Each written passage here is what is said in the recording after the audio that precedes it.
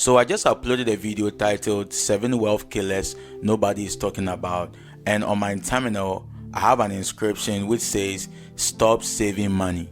And because of my terminal, I had people writing to me through WhatsApp, through email, that am I trying to communicate that we shouldn't save money? No, that wasn't what I was trying to communicate. In the video, if you were able to watch the video, you realize that I was just trying to contrast between saving money and investing money, because if you have the desire to build wealth, then you must prioritize investing over savings. That was what I was trying to communicate in the video, and that is why I am here today, to be able to explain further, giving biblical examples and some statistics to be able to prove to you that when you start to invest your money, it will help you to be able to build wealth faster. So I'm going to read a story from the Bible, and this is Jesus Christ himself giving this story, and you can find this story in the book of Matthee chapter 25 from verse 14. And I love the scripture because it gives us God's perspective about any subject. So let's look at this scripture, and afterwards we are going to discuss. So Matthee chapter 25 from verse 14 downwards. And I'm reading from Good News, by the way, just to be able to make things so simple. So the Bible says over here, Matthew 25 verse 14, at that time the kingdom of heaven will be like this. So Jesus Christ is talking about the kingdom of heaven. Once there was a man who was about to leave home on a trip, and then he called all his servants to put them in charge of his property. He gave to each one according to his ability. So this man was fair to everybody. He gave to everyone according to their ability. And the Bible says to one he gave 5,000 gold coins. So this explains that he was giving them something that relates to money. So 5,000 gold coins. To another he gave 2,000 gold coins. To another he gave 1,000. So the master, who was about to travel, called his servant, and he had 3 servants. And out of these 3, he gave one of these servants 5,000 gold coins, or we can even replace the coins with dollars, since it's something that we can relate. So let's just replace the coins with dollars. So the Bible says that he gave one of his servants $5,000, and he gave the second servant $2,000, and he gave the last servant $1,000. Remember that the Bible says that he gave to all these servants according to their ability. Now, there's something interesting in verse 16. The Bible says that the servant who had received $5,000 went at once and invested his money. He went and then he invested his money and earned another $5,000. So the one who had $5,000 went and invested it, and then he earned $5,000 more. The same way, the one who had received $2,000 earned $2,000 extra. So the one who had $2,000 also went and invested and earned $2,000 extra. But look at what happened in verse 18. The servant who had received $1,000 went off, dug a hole in the ground, and hid his master's money. So the one who had $1,000 went and dig a hole and kept his master's money. So the hole over there can represent your bank account. So anytime money comes, you keep the money in the bank account simply because you are afraid to invest, and as a result, you can never multiply your money. Remember that the servant who had $5,000 and the one who had $2,000, the Bible says both invested and then they received 100% profit. But the one who received just 1,000 went, dug a hole, and kept his master's money. Now let's look at what happened afterwards. After a long time, the master of those servants came back and settled accounts with them. The servant who had received $5,000 came in and handed over the other 5,000. You gave me $5,000, sir. He said, look, here are another 5,000 that I have earned. Well done, you good and faithful servant. Wow. So that is to say that when God gives us something, he does not expect us to keep it the way it is. Remember that Jesus Christ is telling this story to be able to give us an idea of how God thinks about us anytime money comes into our account. So Jesus Christ called this servant "Good and faithful servant," said his master. "You have been faithful in managing small amounts.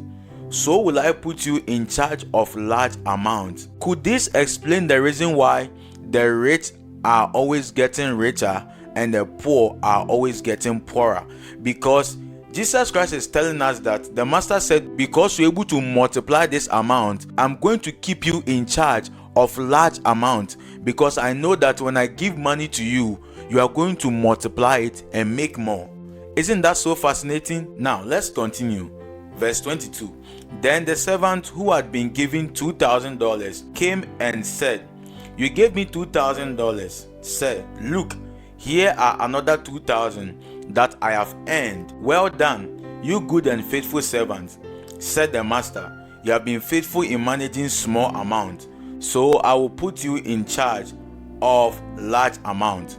So you see that what the master told the one who had $5,000 was the exact same thing that he told the one who had $2,000. I hope you guys are tracking. Now let's see what happened. Then the servant who had received $1,000 came and said, "Sir, I know you were a hard man. You reap harvest where you did not plant, and you gather crops where you did not scatter seed. I was afraid, so I went off and hid your money." That is exactly the same thing happening to many people.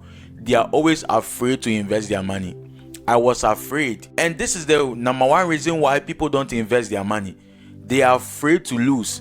And I think I did even said that in my video, that the reason why many people are unable to build wealth is simply because of the fear to lose. But I submit to you that those who are wealthy today, they all took risks, and that is why they have the status that they have now. I hope you are tracking. I was afraid, so I went off and hid your money in the ground.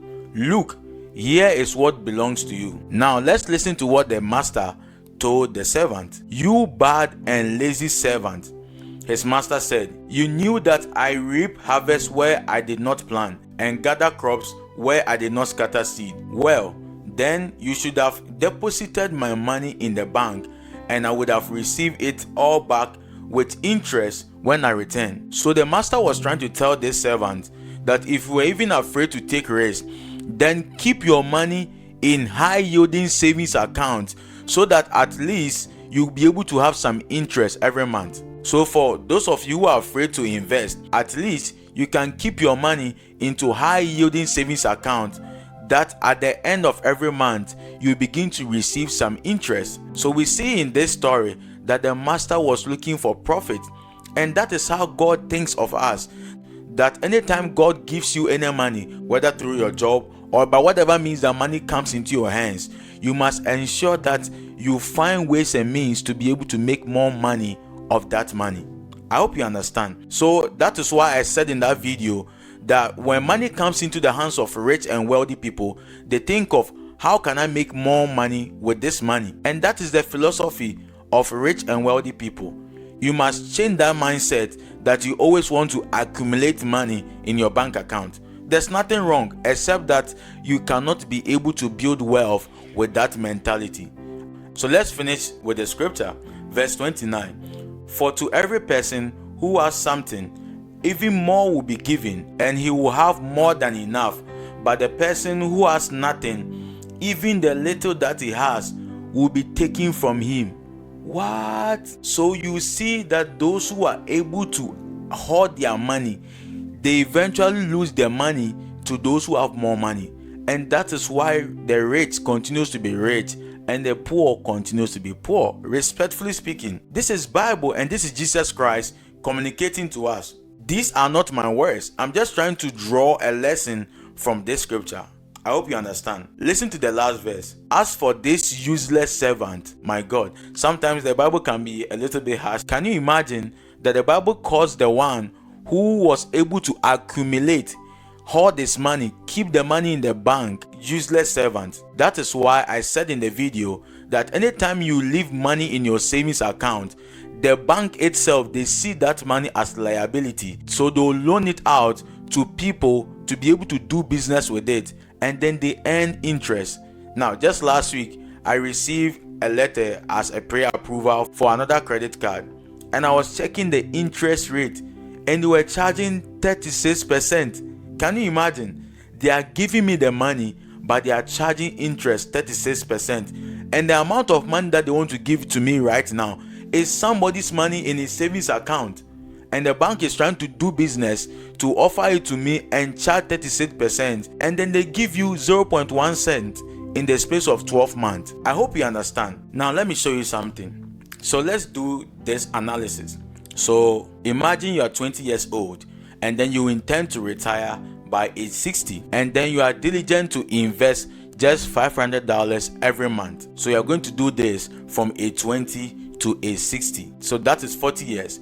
And if you decide to invest in the S&P 500, which historically speaking returns between 10 to 12% in terms of interest. So let's even choose the base, which is 10%.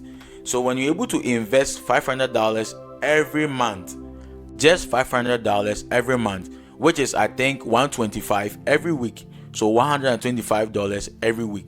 When you decide to invest this with just the 10%, we are choosing the 10%, which is the base. So by the time you get to 60 years old, you will have in your portfolio $3,162,039 US.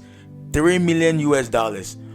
So that is to say that if you are diligent from age 20 to age 60, and then you contribute $500 every month, by the time you are 60 years old, you have $3,162,039, which means that you just invested $240,000 in the space of 40 years. Now remember that this $240,000, if you didn't invest it, that is almost the exact amount that is going to be in your savings.